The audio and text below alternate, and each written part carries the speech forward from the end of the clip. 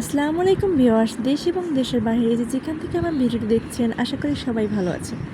তো আজকে রান্না করব ভুনা খিচুড়ি গরুর মাংস দিয়ে। তো এখানে আধা কাপের মতো তেল দিয়ে দিলাম, 3টে এলাচ আর 4টে দারচিনি দিয়ে দিলাম, 1.5 কাপের মতো পেঁয়াজ দিয়ে আমি এটাকে ভালোভাবে ভেজে নেব।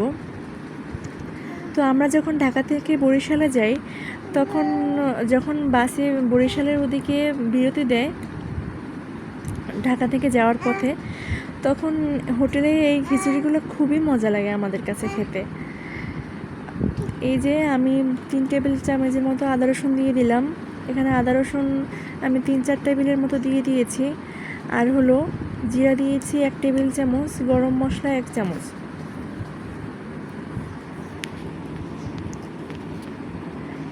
এক টেবিল চামচ লবণ দিয়ে দিলাম। লবণটা আমি একটু বেশি দিয়েছি যাতে চালে পরে লবণটা আর দিতে না হয়।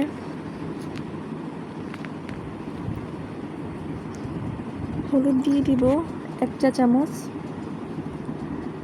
এখানে মরিচটা আমি বেশি ব্যবহার করব, মরিচ দিয়ে দিলাম 2 টেবিল চামচ। যেহেতু আমি চালটা যখন রান্না করব, চালে আর মরিচ, হলুদ, আদা রসুনের ব্যবহার করব না। এখানে আমি 1.5 কাপের মতো পানি দিয়ে দিলাম। বেশি কষাবো না, আমি মাংসটা দিয়ে তারপরে ভালোভাবে কষিয়ে নেব।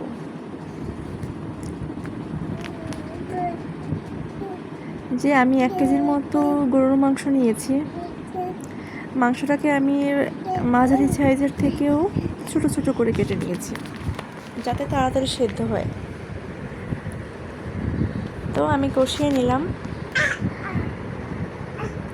আমরা যখন ঢাকা থেকে বাড়িতে যেতাম, আগে তো মাওয়া ফেরি ছিল, তো ফেরিতেও এরকম খিচুড়ি পাওয়া যেত, আবার মুরগির মাংসটা পাওয়া যেত, মুরগির মাংস বা ইলিশ মাছ। আমাদের খেতে কখনো মিস হতো না, আমরা খেতামই। তো এইবারও বাড়ি থেকে আসার সময় তখন আর খিচুড়িটা খাওয়া হয়নি, গরু মাংস আর নান খেয়েছিলাম, কিন্তু খিচুড়িটা খুব মিস করেছিলাম। তো ভাবি যে ঈদ যেহেতু চলিয়ে যাচ্ছে, তো গরু মাংস দিয়ে খিচুড়িটা কেন খাবো না। এই তো আমি 2টো আস্ত রসুন দিয়ে দিলাম। আজকে এই খিচুড়িটা আমি ভাতের চাল দিয়ে করব।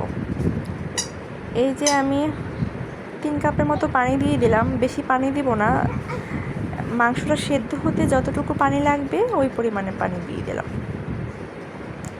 যেহেতু আমি ঝোল রাখবো না। এই তো আমার মাংস সেদ্ধ হয়ে গিয়েছে। আমি আধা ঘন্টার মতো ডিম আঁচে রেখে দিয়েছিলাম, উঠিয়ে নিলাম। আমি আজকে খিচুড়িটার ভিতরে 1 টেবিল চামচের মতো ঘি দিয়ে 2 টেবিল চামচের মতো সয়াবিন তেল দিয়ে চালটাকে ভালোভাবে ভেজে নেব আগে। এই যে আমি মিনিকেট চাল নিয়েছি। আমি আমার হাতে 2 মুঠ মুসুরির ডাল দেব, কারণ এই খিচুড়িটায় ডাল যত কম ব্যবহার হবে ততই ভালো। খেয়াল করেছেন কিনা জানি না, আমি ঘিয়ের ভিতরে কিন্তু কিচ্ছু দিইনি, না এলাচ, দারচিনি এগুলো কিছুই দিইনি, কারণ সবই মাংসে দিয়ে দিয়েছি আমি। এই যে আমি 2 পটের মতো চাল নিয়েছি, প্রায় আধা কেজি হবে। তো 2 পটে আমি 4 পট পানি দিয়েছি। চালটা এরকম ফুটে আসলে আমি মাংসগুলি দিয়ে দেব। এই যে মাংসগুলি দিয়ে সুন্দরভাবে নেড়েচেড়ে ঢাকা দিয়ে দিলাম।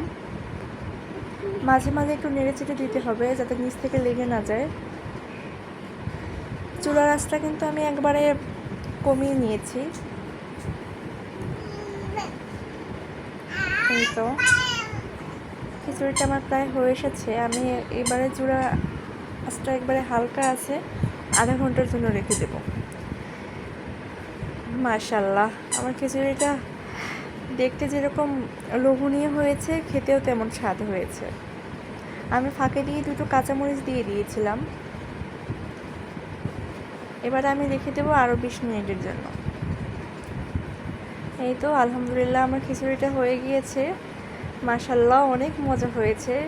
ভাতের চাল তাতে কিছু হয়নি, মানে পোলার চাল দিয়ে তো একটা আলাদা ঘ্রাণ আসে, কিন্তু যেহেতু আমি পোলার চাল দিইনি, এই জন্য আমি ঘিয়ের ব্যবহার করেছি। তো এর জন্য স্মেলটা আরও বেশি ভালো লাগছে। তো এই তো এবার আমি সার্ভ করব।